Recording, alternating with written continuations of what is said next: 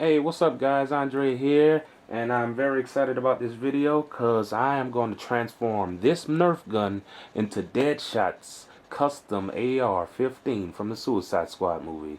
I got my wrist cannons over there. I just finished those.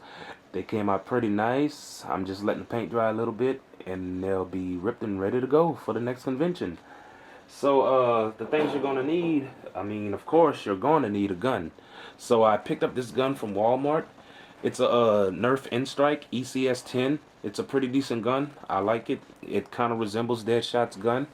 And I picked up some accessories right here to make the for like extra additions to the gun, or to make the barrel longer. So we're gonna get into this.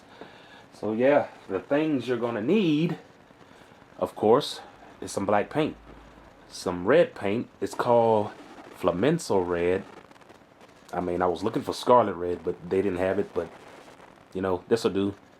And of course, some gold paint.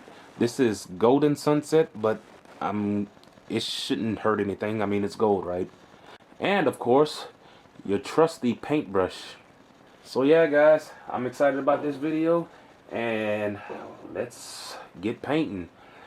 And yeah, I'm gonna speed up the video because I don't want to take too long, because I know it's gonna be a long process, and I don't want to take up all you guys' time, because I know you got other things better to do than watch me paint. So yeah, let's do it.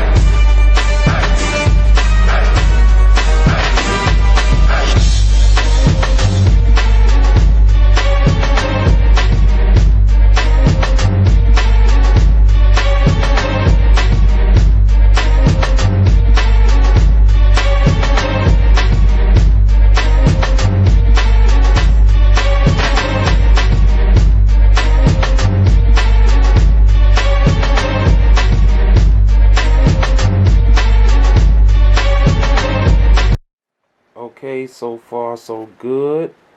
I got it put back together, painted, and looking good.